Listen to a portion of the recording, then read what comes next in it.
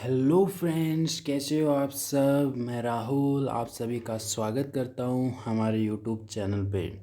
Friends, कल हमने accounting process की द्वितीय अवस्था लेजर के बारे में डिस्कस किया था, जिसके बारे में हमने जाना था कि लेजर क्यों बनाई जाती है, किस प्रकार बनाई जाती है और इसमें किस प्रकार से पोस्टिंग की जाती है, खतौनी की जाती है। इस बारे में हमने डिस्कस किया था।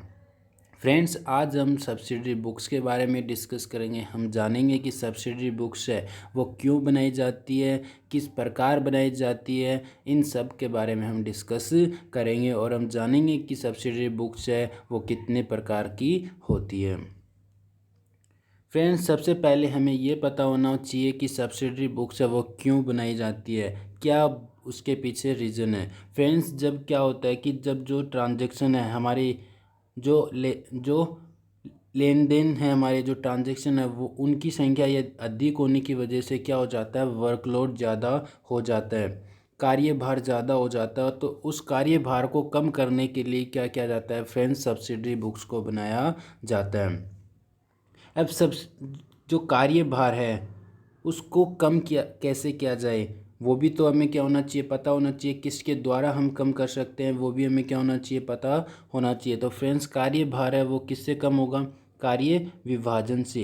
कार्य का जब हम अलग अलग व्यक्तियों में उसका क्या कर देंगे, विभाजित कर देंगे उसको, तब क्या हो जाएगा, जो एक व्यक्ति पर जो कार्यभार था वो क्या हो जाएगा, कम हो जाएगा। कहने का मतलब यह है कि फ्रेंड, जब किसी एक व्यक्ति के द्वारा जो कार्य किया जा रहा है उसी कार्य को यदि 3 व्यक्तियों के द्वारा किया जाएगा तो उस एक व्यक्ति के द्वारा किए गए कार्य पर उसके ऊपर जो कार्यभार था वो क्या हो जाएगा फ्रेंड्स, कम हो जाएगा। और जो हमारा जो कार्य है वो क्या हो जाएगा, शीघ्रता से संपूर्ण हो जाएगा और सरलता से भी संपूर्ण हो जाएगा। इस वजह से क्या किया जाता है फ्रेंड्स, सब्सिडरी बुक्स को बनाया जाता है, सहायक पुस्तकों को बनाया जाता है। फिर फ्रेंड्स, हम ये जानते हैं कि जो सब्सिडरी बुक्स है, जो सहायक पुस्तकें हैं, वो किस प्रकार की पुस्तकें मानी जाती है। फ्रेंड्स, जिस प्रकार जर्नल को प्रारंभिक लेखे की पुस्तक माना जाता है, जिस प्रकार जर्नल को प्रारंभिक लेखे की पुस्तक माना जाता है फ्रेंड्स, उसी प्रकार सब्सिडरी बुक्स को भी क्या माना जाता है, प्रारंभिक लेखे की पुस्तक माना जाता है। फ्रेंड्स, मैंने आपको पहले भी बताया था कि बुक कीपिंग में किस किस को सम्मिलित किया जाता है, जर्नल को किया जाता है, सब्सिडरी बुक्स को भी बुक कीपिंग के अंदर सम्मिलित किया जाता है और लेजर को भी क्या किया जाता है फ्रेंड्स, बुक कीपिंग के अंदर सम्मिलित किया जाता है। ये तीनों की तीनों क्या होती हैं, बुक कीपिंग का पार्ट होती है। फिर फ्रेंड्स, हमें ये पता होना चाहिए कि जो हम लेजर तैयार करते थे, जिसका हमने पिछले लेक्चर में जाना है किस प्रकार तैयार करते हैं, वो जो लेजर तैयार करते हैं वो फ्रेंड्स हम किसकी सहायता से तैयार करते हैं, सब्सिडरी बुक्स की सहायता से हम क्या करते हैं फ्रेंड्स, लेजर को भी तैयार करते हैं। तो फ्रेंड्स, अब हम जानेंगे कि जो सब्सिडरी बुक्स है हमारी वो कितनी प्रकार की होती हैं। फ्रेंड्स, सब्सिडरी बुक्स है उनको 8 भागों में बांटा गया है। ये कितने प्रकार की होती है, 8 प्रकार की होती है। पहली क्रय बही होती है, परचेज बुक जिसको हम बोलते हैं। एक होती है विक्रय बही होती है, जिसको हम सेल्स बुक बोलते हैं। एक होती है क्रय वापसी बही, परचेज रिटर्न। एक होती है विक्रय वापसी, जिसको हम सेल्स रिटर्न बोलते हैं। एक होती है कैश बुक, जिसको रोकड़ बही बोलते हैं। एक होती है मुख्य जर्नल प्रॉपर, और एक होती है बिल्स रिसीवेबल और एक होती है बिल्स पेबल।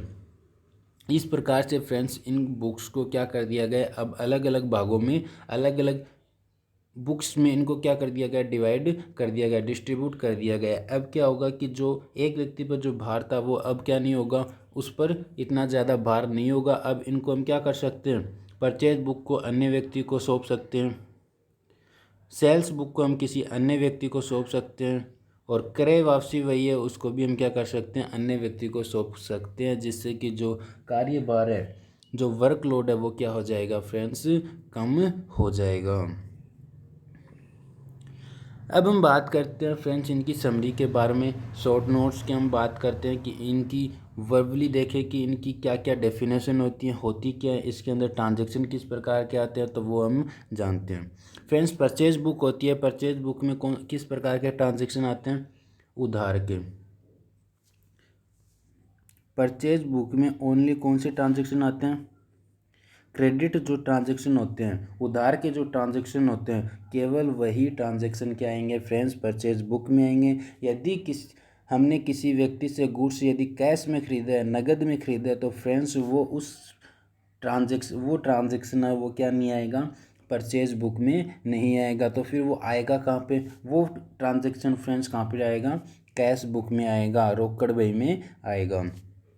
इसी प्रकार फ्रेंड्स सेल्स का देख लेते हैं। सेल्स बुक उसके अंदर क्या आता है? जितने भी ट्रांजैक्शन होते हैं, यदि क्रेडिट उधार के जो ट्रांजैक्शन है ना, वही क्या होंगे? केवल फ्रेंड्स सेल्स बुक में आएंगे। यदि हमने क्या किया है? कैश में सेल्स किया है, उधार में नहीं बेचा, हमने किस में बेचा? नगद में बेचा है गुड्स को, तो फ्रेंड्स वो किस में आएगा? फिर रोकड़ बही में ही आएगा, कैश बुक में आएगा। केवल कैश बुक और सेल्स बुक में केवल ट्रांजैक्शन कौन से आएंगे? उधार के आएंगे। इसी प्रकार फ्रेंड्स क्रय वापसी और विक्रय वापसी वही है। उसके अंदर क्रय वापसी से संबंधित जो ट्रांजैक्शन है वो क्रय वापसी में आएंगे, और विक्रय वापसी से जो संबंधित है, सेल्स रिटर्न से संबंधित है, वो किस में आएंगे फ्रेंड्स? सेल्स रिटर्न में आएंगे। तो इस प्रकार से क्या कर दिया गया? इनको अलग अलग भागों में बांट दिया गया। ट्रांजैक्शनों को भी क्या कर दिया गया? अलग अलग कर दिया गया कि क्रय बही में ओनली क्रय बही से संबंधित ट्रांजैक्शन आएंगे, विक्रय बही में विक्रय से संबंधित, वो भी कौन से? उधार से संबंधित होने चाहिए। कैश से संबंधित है तो वो किस में आएंगे? कैश बुक में। फिर हम बात करते हैं रोकड़ बही की। अब हम बात करते हैं कैश बुक की। अब हम बात करते हैं कैश बुक की। कैश बुक है फ्रेंड्स कितने प्रकार की होती है? 4 प्रकार की होती है। एक होता है सिंपल कैश बुक, दूसरी होती है 2 कॉलम कैश बुक, तीसरी होती है 3 कॉलम कैश बुक, और एक होती है पेटी कैश बुक, जिसको हम खुदरा रोकड़ बही भी बोलते हैं। ठीक है फ्रेंड्स, कैश बुक को इन 4 भागों में बांटा गया है। अब सिंपल कैश बुक में कौन से आते हैं? ये कब 2 कॉलम कैश बुक कब बनाई जाती है, और 3 कॉलम कब बनाई जाती है, और जो पेटी कैश बुक है वो कब बनाई जाती है, इन बारे में भी हम जान लेते हैं। फ्रेंड्स, सिंपल कैश बुक है वो केवल तभी बनाई जाएगी, केवल क्या हो? कैश से के ट्रांजैक्शन हो, ओनली कैश के ट्रांजैक्शन हो तो सिंपल कैश बुक बना लेंगे। यदि यदि साथ में क्या हो? डिस्काउंट डिस्काउंट के भी ट्रांजैक्शन है, मतलब किसी व्यक्ति को डिस्काउंट दिया गया है या किसी व्यक्ति से डिस्काउंट लिया गया है, डिस्काउंट अलाउड और डिस्काउंट रिसीव्ड, इन दो संबंधित यदि कोई ट्रांजैक्शन हुआ है तो वो भी तब कौन सी कैश बुक बनानी पड़ेगी फ्रेंड्स? हमें 2 कॉलम कैश बुक बनानी पड़ेगी। 2 कॉलम कैश बुक में 2 कॉलम होंगे, एक तो कैश ट्रांजैक्शन का होगा और एक डिस्काउंट का होगा। कैश वाला का कैश में लिखा जाएगा और डिस्काउंट का हम किस में लिखेंगे फ्रेंड्स? डिस्काउंट में लिखेंगे। इसी प्रकार हम बात करते हैं यदि 3 कॉलम कैश बुक की, कि 3 कॉलम कैश बुक है वो कब बनाई जाती है फ्रेंड्स? 3 कॉलम कैश बुक है वो तब बनाई जाती है जब क्या हो? बैंक और कैश दोनों के दोनों अकाउंट एक साथ यदि प्रभावित हो रहे हैं, इफेक्ट पड़ रहा है इन दोनों अकाउंट्स पे एक साथ एक ही एंट्री में, तो फ्रेंड्स वो कौन सी एंट्री कहलाती है? कॉन्ट्रा एंट्री कहलाती है, जिसको हम विपरीत प्रविष्टि भी बोलते हैं। कॉन्ट्रा एंट्री कहलाती है। याद रखना फ्रेंड्स, जब दोनों अकाउंट, बैंक का अकाउंट और कैश का अकाउंट, दोनों के दोनों अकाउंट एक साथ एक ही एंट्री में यदि इफेक्ट हो रहे हैं, प्रभावित हो रहे हैं, तो फ्रेंड्स वो कौन सी एंट्री कहलाएंगे? Contra entry. और जब कॉन्ट्रा एंट्री हो तब कौन सी कैश बुक बनाई जाएगी फ्रेंड्स? 3 कॉलम कैश बुक तैयार की जाएगी, जिसके अंदर एक तो कैश का कॉलम होगा, एक डिस्काउंट का कॉलम भी होगा, और तीसरा कौन सा कॉलम होगा फ्रेंड्स? बैंक का। इन तीनों कॉलम उसके अंदर होंगे। कहने का मतलब सिंपल कैश बुक का मतलब उसके अंदर एक कॉलम होगा, कैश के ट्रांजैक्शन नहीं आएंगे। डबल 2 कॉलम कैश बुक है उसके अंदर कैश और डिस्काउंट दोनों कॉलम आएंगे, कैश के भी ट्रांजैक्शन उसमें आएंगे और डिस्काउंट के भी आएंगे। और 3 कॉलम कैश बुक है उसके अंदर कैश के भी आएंगे, डिस्काउंट के भी आएंगे और बैंक के भी आएंगे। तो इस प्रकार से फ्रेंड्स इन तीनों बुक्स को बनाया जाता है। अब हम बात करते हैं पेटी कैश बुक की, खुदरा रोकड़ बही की। अब हम बात करते हैं खुदरा रोकड़ बही की। फ्रेंड्स खुदरा रोकड़ बही है वो किसके द्वारा तैयार की जाती है? जो छोटे व्यापारी होते हैं, जो शॉर्ट बिजनेसमैन होते हैं, उनके द्वारा क्या किया जाता है फ्रेंड्स? खुदरा रोकड़ बही तैयार की जाती है। उसका प्रारूप किस प्रकार होता है, फॉर्मेट क्या होता है, वो हम आगे देख लेंगे। इस प्रकार से फ्रेंड्स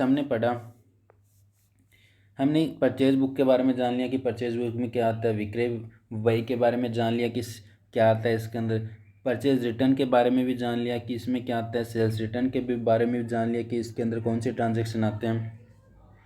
फिर हमने कैश बुक के बारे में भी जान लिया कि कैश बुक कितने प्रकार की होती है और इसके अंदर किस प्रकार से ट्रांजैक्शन आते हैं, किस प्रकार से हम अलग अलग बुक्स बनाते हैं, वो भी जान लिया।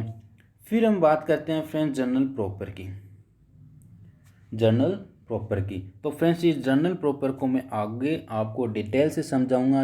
यहीं के लिए केवल इतना समझ लो कि फ्रेंड्स जर्नल प्रॉपर है ना, वो किस प्रकार का एक जर्नल की तरह ही होता है।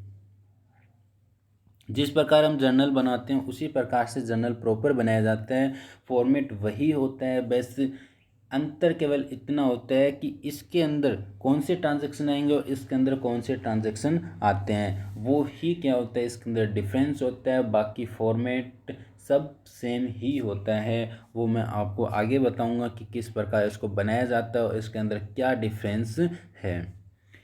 अब बात करते हैं बिल्स रिसीवेबल की, BR की, कि BR जो बिल्स रिसीवेबल अकाउंट बनाएंगे तो उसके अंदर कौन से ट्रांजैक्शन होंगे, ये मैंने आपको पहले ही समझा चुका कि BR होता क्या है, बिल्स रिसीवेबल होता क्या है। तो फ्रेंड्स बिल्स रिसीवेबल से संबंधित यदि कोई ट्रांजैक्शन है, अब बिल्स रिसीवेबल होता है क्या, एक बार आपको फिर से मैं रिवाइज करा देता हूँ। जैसे सपोज करो फ्रेंड्स ये एक व्यक्ति है A और ये एक व्यक्ति है B।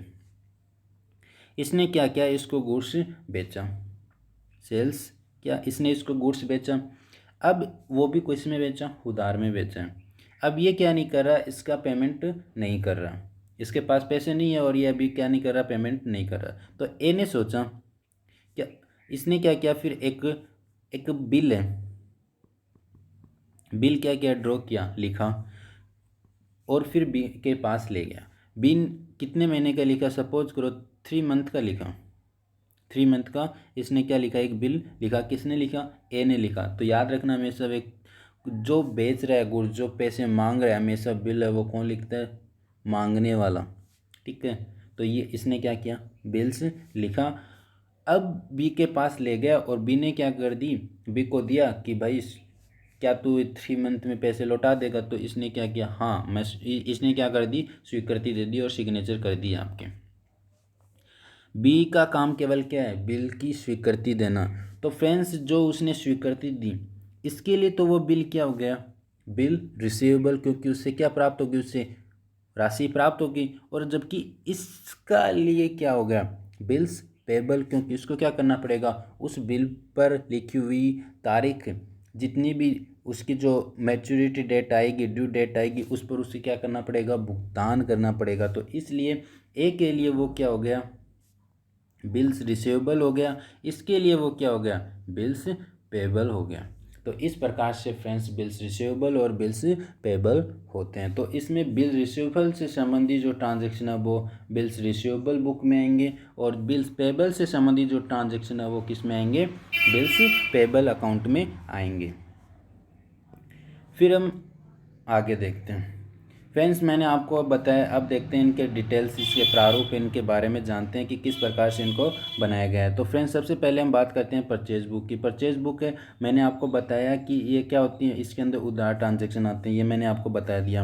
इसका डेबिट बैलेंस होता है हमेशा। बुक याद रखना, परचेज बुक और एक होता है परचेज अकाउंट, दोनों क्या होते हैं, अलग अलग होते हैं। परचेज बुक है फ्रेंड्स वो किससे संबंधित होती है, सब्सिडरी बुक से संबंधित होती है। जबकि परचेज अकाउंट है वो फ्रेंड्स लेजर से संबंधित होता है। लेजर में वो क्या किया जाता है, परचेज अकाउंट बनाया जाता है।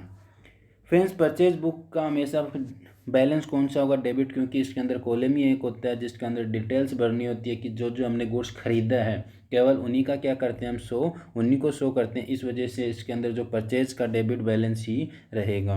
जबकि परचेज अकाउंट में हम जो हमने ख़रीदा वो भी शो करते हैं, हमने जो वापस लौटाया वो भी करते हैं, तो वो उनसे संबंधित हो जाता है। मतलब गुड्स हमने खरीद लिया, अब क्या हुआ कि आग से नष्ट हो गया, किसी अदर से नष्ट हो गया, बेचा नहीं लेकिन नष्ट वगैरह हो गया, तो वो भी हम क्या करते हैं इसमें शो अकाउंट में करते थे। तो इस वजह से इसका डेबिट और क्रेडिट बैलेंस हो सकता था। ठीक है फ्रेंड्स, इन दोनों में यही अंतर था। जो परचेज बुक है उसका जो बैलेंस होता है उसको हम कहाँ पे ट्रांसफ़र करते हैं, परचेज अकाउंट में, और इसका ट्रांसफ़र कहाँ पे करेंगे, ट्रायल बैलेंस में। तो इस प्रकार से फ्रेंड्स सब्सिडरी बुक्स है वो क्या की जाती है, लेजर से पहले ही बनाई जाती है। सब्सिडरी बुक्स की सहायता से क्या किए जाते हैं फ्रेंड्स, लेजर तैयार किए जाते हैं। तो इस प्रकार से ये था। फिर हम बात करते हैं इसके फॉर्मेट की। फ्रेंड्स परचेज बुक का फॉर्मेट है वो इस प्रकार से होता है। इसके अंदर एक कॉलम डेट का होता है, एक कॉलम पर्टिकुलर का होता है, एक कॉलम इनवॉइस नंबर का होता है, एक कॉलम लार्ज फोलियो का होता है, और एक कॉलम डिटेल का होता है, और एक कॉलम टोटल अमाउंट का होता है। तो इस प्रकार से इसका प्रारूप तैयार किया जाता है। और अंत में क्या हमेशा कौन सा बैलेंस आएगा फ्रेंड्स, डेबिट बैलेंस आएगा। क्यों आएगा, जब हम किसी गुड्स को परचेज करते हैं तो एंट्री क्या करते हैं, परचेज अकाउंट डेबिट टू जिससे भी हमने खरीदा है उसका। तो जब एंट्री एक ये तो परचेज को हमने क्या किया, डेबिट, और परचेज को डेबिट करने का भी कारण है क्योंकि ये क्या एक गुड्स है, और गुड्स है तो फ्रेंड्स गुड्स किससे संबंधित होते हैं, रियल अकाउंट से संबंधित होते हैं। और रियल अकाउंट का नियम क्या कहते हैं, आने वाली वस्तु को डेबिट करो और जाने वाली वस्तु को क्रेडिट करो। तो फ्रेंड्स इस वजह से परचेज को क्या किया गया है, यहाँ पर डेबिट किया गया है। अब हम बात करते हैं नेक्स्ट की। नेक्स्ट हमारी आती है सेल्स बुक। नेक्स्ट हमारी आती है सेल्स बुक। सेल्स बुक क्या होती है ये भी मैंने आपको बता दिया। इसके अंदर ट्रांजैक्शन उधार जो भी हम क्रेडिट ट्रांजैक्शन करते हैं वो सब आता है। हमेशा सेल्स बुक का हमेशा कौन सा शेष रहता है, बैलेंस रहता है, क्रेडिट बैलेंस रहता है। क्यों, क्योंकि एंट्री में क्या रहता है इसका, जब हम सेल्स करते हैं, सेल्स जब भी हम गुड्स को बेचते हैं तो एंट्री क्या करते हैं, एंट्री क्या करते हैं, एंट्री क्या करते हैं, हम सेल्स को क्या करते हैं, क्रेडिट करते हैं, क्रेडिट करते हैं। और डेबिट किसको करते हैं, डेटर्स को, डेटर्स को हम डेबिट करते हैं और सेल्स को क्रेडिट करते हैं। तो इसलिए सेल्स का अकाउंट क्या माना जाता है फ्रेंड्स, गुड्स का जाने वाली वस्तु को हम क्या करते हैं, उसका बैलेंस हमेशा क्या होती है, क्रेडिट होता है, क्योंकि ये किससे संबंधित है, रियल अकाउंट से संबंधित है।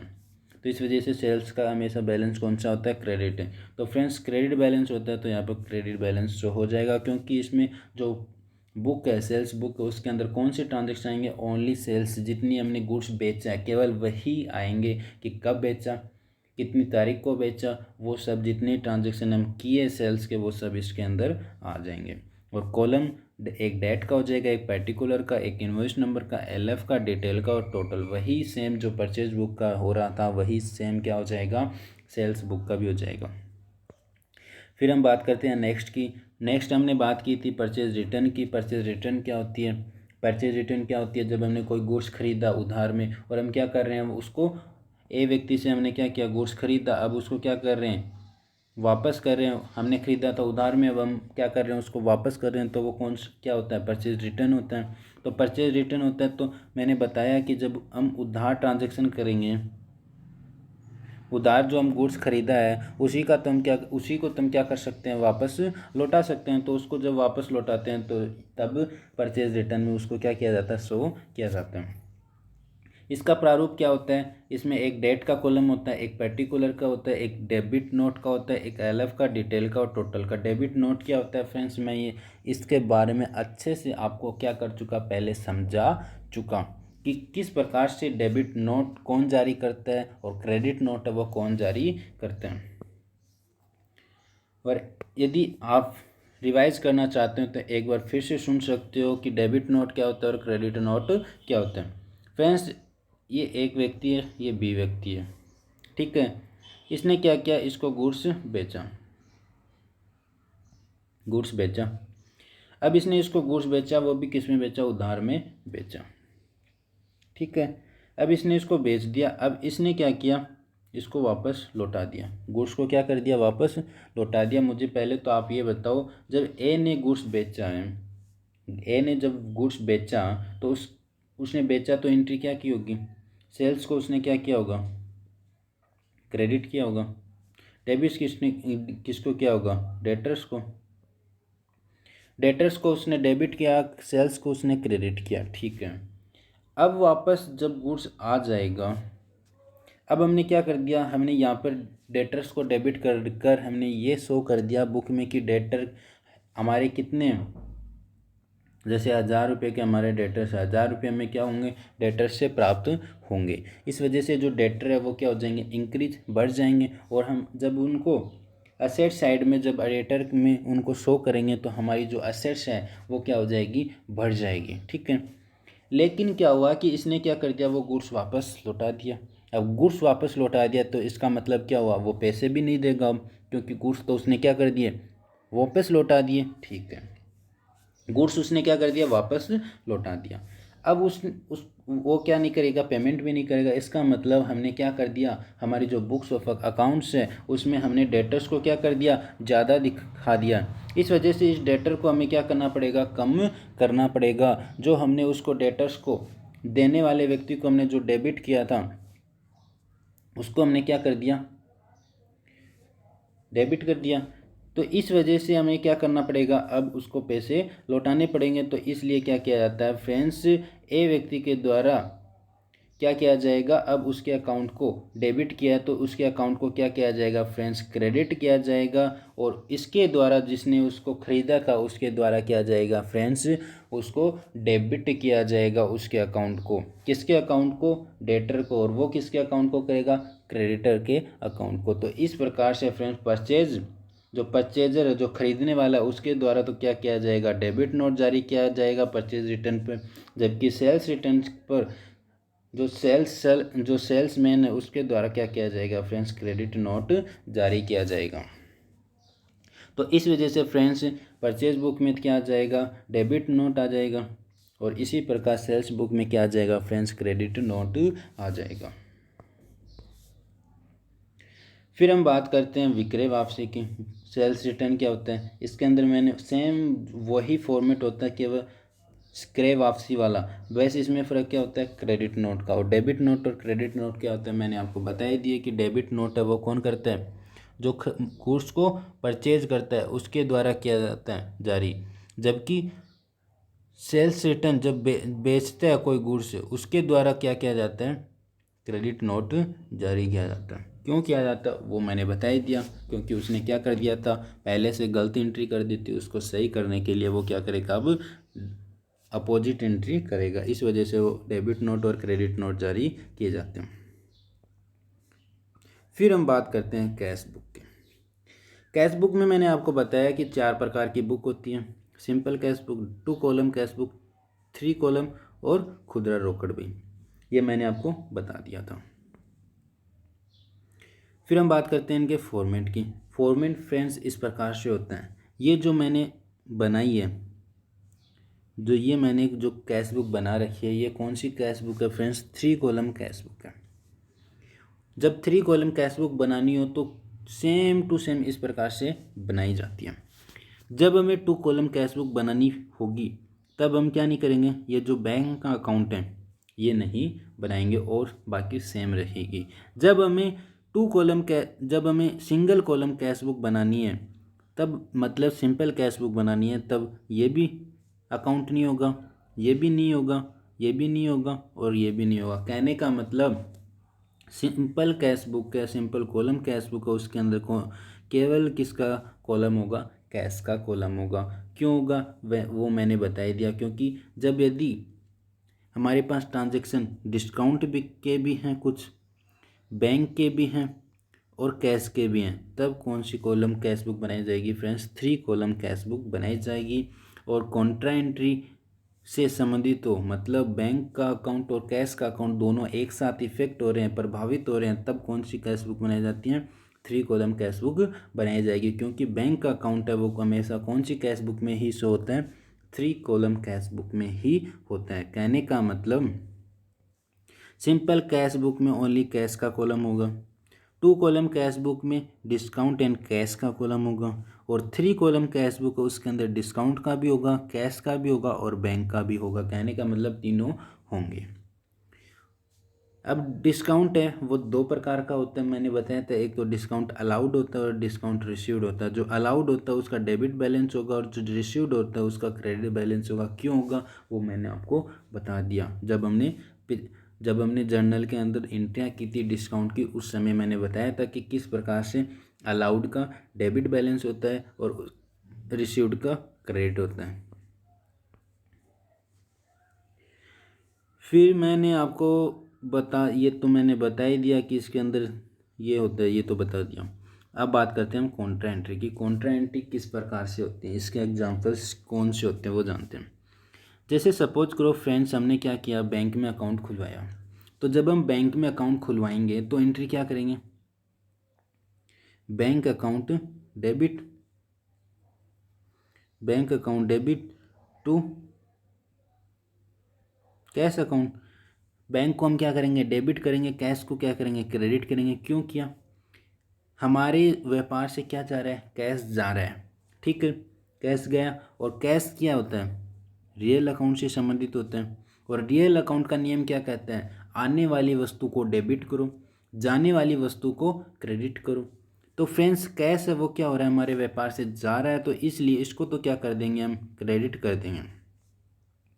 अब बैंक है वो एक प्रकार से कौन सा बैंक है वो किस में आता है, फिक्टिशियस जो पर्सनल अकाउंट है उससे संबंधित होता है बैंक। क्योंकि बैंक होता है वो एक व्यक्ति की तरह ही क्या करता है, कार्य करता है। तो इस वजह से ये जो फिक्टिशियस जो कृत्रिम व्यक्ति है इसकी क्या होगी, ये किससे संबंधित हो गया, पर्सनल अकाउंट से संबंधित हो गया। और पर्सनल अकाउंट का नियम कहता है कि पाने वाले व्यक्ति को डेबिट करो और देने वाले व्यक्ति को क्रेडिट करो। तो यहाँ पर जो हम कैश का भुगतान कर रहे हैं तो उसका पाने वाला व्यक्ति कौन है, बैंक है। तो इसलिए क्या किया गया है फ्रेंड्स, बैंक को डेबिट किया गया है और कैश को क्रेडिट किया गया है। एक बात हमेशा याद रख लेना फ्रेंड्स, कभी भी बैंक होते हैं वो कभी भी आपका नाम यूज नहीं करेगा। मतलब जब भी हम एंट्रियां करेंगे तो बैंक के स्थान पे हम उसका क्या नहीं करेंगे, कभी भी उसका नाम शो नहीं करेंगे। उसके स्थान पर हम क्या शो करेंगे, ओनली बैंक अकाउंट शो करेंगे। तो इस प्रकार से ये था। अब हम जानते हैं कि और एंट्री, बैंक में रुपया जमा कराएंगे तभी भी ये एंट्री होती है, तो उसका भी ये हो जाएगा। बैंक से रुपये निकालेंगे तब क्या एंट्री होगी, उसमें भी क्या होंगे, बैंक और कैश दोनों अकाउंट है वो क्या होंगे, एक साथ इफेक्ट होंगे, मतलब प्रभावित होंगे। कैसे, अब पैसे निकलवाए हैं हमने किससे, बैंक से, तो आई क्या हमारे पास, कैश। कैश को क्या कर देंगे, डेबिट। क्रेडिट किसको करेंगे, बैंक को। क्यों, देने वाला व्यक्ति कौन है, बैंक। तो इसलिए पाने वाले जो वस्तु आई है, आने वाली वस्तु को हमने क्या कर दिया, डेबिट कर दिया, और जिसने भुगतान किया उसको हमने क्या कर दिया, क्रेडिट कर दिया। तो इस प्रकार से कैश और बैंक जब भी दोनों क्या हो, एक ही एंट्री में प्रभावित हो, दोनों एक ही एंट्री में हो, तब हमेशा वो कौन सी एंट्री कहलाती है, कॉन्ट्रा एंट्री कहलाती है, विपरीत प्रविष्टि कहलाती है। अब हम बात करते हैं, यदि बैंक से कार्यालय खर्च हेतु पैसे निकलवाए हैं तो वही एंट्री हो जाएगी, कैश को हम डेबिट कर देंगे और क्रेडिट किसको कर देंगे, बैंक को कर देंगे, क्योंकि इसमें भी क्या हुआ है, व्यापार को पैसा प्राप्त हुआ है। जबकि फ्रेंड्स हमेशा याद रखना, यदि बैंक से निजी प्रयोग हेतु पैसे निकाले गए हैं ना, तो वो क्या होगा, पैसे तो आए हैं लेकिन वो किस में नहीं आए हैं, व्यापार में नहीं आए हैं। व्यापार में क्या नहीं आए, पैसे नहीं है। इसका मतलब व्यापार से तो पैसे, जो बैंक के अंदर जो पैसा था वो किसका पैसा था, किसका पैसा था, किसका पैसा था, हमारा ही तो था, बिजनेस का ही तो था। अब बिजनेस का पैसा बैंक से क्या किया गया, निकाला गया है। बिजनेस का पैसा बैंक से क्या किया गया, निकाला गया है। देखो ये ए व्यक्ति है, ये बिजनेसमैन है, ये इसका कोई कर्मचारी मान लो, कोई अदर व्यक्ति मान लो, ठीक है। इसने क्या किया, इसके ब्याह पे क्या करनी है, अपने निजी उपयोग के लिए, एक के ब्याह पे निजी उपयोग के लिए क्या कर लिया, बैंक से पैसे निकलवा लिए। अब बैंक से पैसे निकलवाए हैं, इसका मतलब व्यापार से तो पैसा गया ही है ना। इसका मतलब ए ने तो क्या किया है, बैंक इसको पैसे दिए हैं, पैसा किसका था, वो ए का था। ए ने क्या किया है, वो पैसा अब किसको दिया है, बी को दिया है। अब वो पैसा जिस बी को दिया है वो कहाँ से दिया है, बैंक से निकलवा कर ही तो दिया। या तो वो क्या करता, बैंक में जाता और पैसा निकलवाता और फिर देता। इसने क्या किया, इसको एक चेक दे दिया, इसने क्या कर लिया, इससे पैसे निकलवा ले। कैसे भी कर लो, बात तो एक ही है। तो व्यापार का पैसा तो गया है, तो इस वजह से व्यापार से पैसा गया है, तो इसलिए उसको तो क्या कर देंगे हम, क्रेडिट कर देंगे। कैश को तो क्या कर देंगे, क्रेडिट कर देंगे।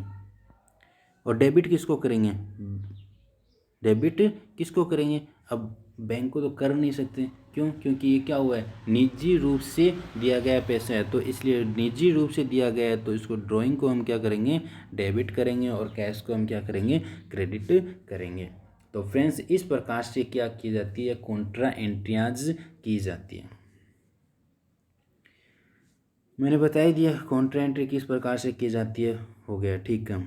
अब हम बात करते हैं पेटी कैश बुक की, खुदरा रोकड़ बही की। फ्रेंड्स खुदरा रोकड़ बही है वो किसके द्वारा तैयार की जाती है, जो छोटे व्यापारी होते हैं, जो छोटे व्यापारी होते हैं, जो कैश में ट्रांजेक्शन्स करते हैं, उनके द्वारा क्या की जाती है, इसको तैयार किया जाता है। इसके अंदर एक रिसिप्ट का कॉलम होता है, एक डेट का होता है, पर्टिकुलर का, voucher number, ledger folio, total, printing stage, जो कार्टेज, सैंडरी एक्सपेंसेस वगैरह जितने भी एक्सपेंसेस के जो अकाउंट्स है वो इसमें क्या कर दिए जाते हैं, कॉलम बना दिए जाते हैं और इनको शो कर दिया जाता है। तो इस प्रकार से इसको क्या किया जाता है, छोटे व्यापारियों द्वारा चलाया जाता है, बनाया जाता है। फिर हम बात करते हैं सबसे इम्पोर्टेंट,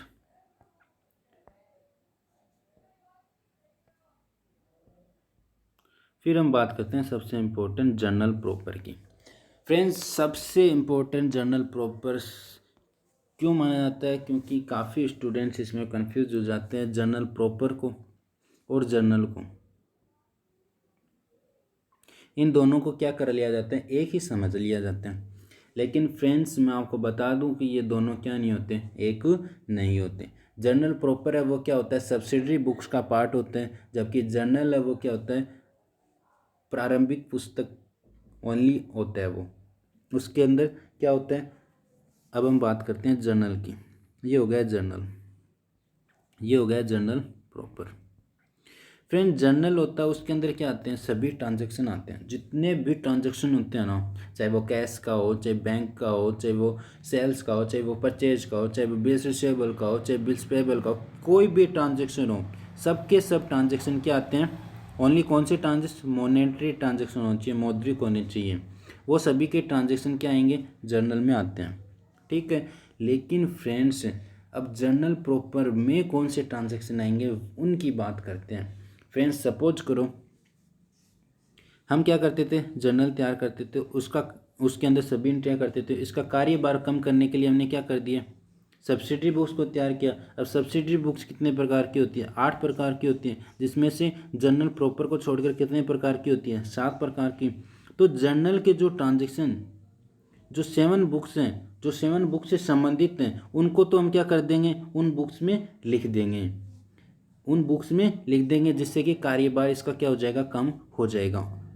लेकिन फ्रेंड्स बच्चे कुछ ऐसे ट्रांजैक्शन भी होते हैं जो इन बुक्स में नहीं आते हैं, उनका क्या करें, उन ट्रांजैक्शनों को कहाँ पे लिखें। अब जर्नल में तो हम लिख नहीं सकते, क्योंकि हम क्या कर रहे हैं, अब सब्सिडरी बुक्स तैयार कर रहे हैं। अब सब्सिडरी बुक्स तैयार कर रहे हैं तो परचेज का परचेज में लिख दिया, सेल्स का सेल्स में लिख दिया, परचेज रिटर्न का परचेज रिटर्न में लिख दिया। लेकिन इनके अलावा भी क्या बचते हैं फ्रेंड्स, कुछ से ट्रांजैक्शन बचते हैं। तो अब उन ट्रांजैक्शनों को हम क्या करें, कहाँ पर शो करें, वह क्वेश्चन उठते हैं। तो फ्रेंड्स वो जो बचे हुए जो ट्रांजैक्शन है इन बुक्स में करने के बाद जो ट्रांजैक्शन बचते हैं ना फ्रेंड्स, वो कहाँ पे शो किए जाते हैं, जर्नल प्रॉपर में शो किए जाएंगे।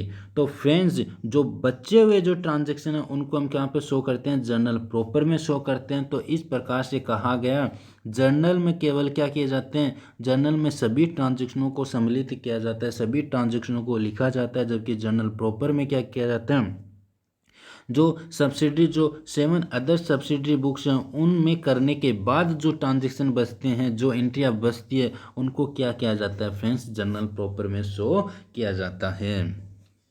अब देखते हैं, अब कुछ एंट्रियाँ इस प्रकार से होती है, जैसे कुछ ओपनिंग एंट्री होती है, ओपनिंग एंट्रियों को इसमें किया जाएगा। क्लोजिंग एंट्री होती हैं उनको इसमें किया जाएगा। यदि हम किसी को ट्रांसफ़र कर रहे हैं तो वो इसमें किया जाएगा। तो इस प्रकार से फ्रेंड्स क्या किए जाते हैं, जो सब्सिडरी बुक्स में जो एंट्री नहीं की जाती उनको हम क्या करते हैं, जर्नल प्रॉपर में शो करते हैं। एक प्रकार से ये क्या हो गया, जर्नल ही हो गया। बस क्या किया गया, इसमें कार्यभार को कम किया गया। किसकी सहायता से, सब्सिडरी बुक्स की सहायता से कार्यभार को कम किया गया है। और यदि फ्रेंड्स क्वेश्चन में पूछा जाए आपको कि जर्नल प्रॉपर है वो किसका भाग होता है, तो जर्नल प्रॉपर है वो किसका भाग होता है, सब्सिडरी बुक्स का होता है।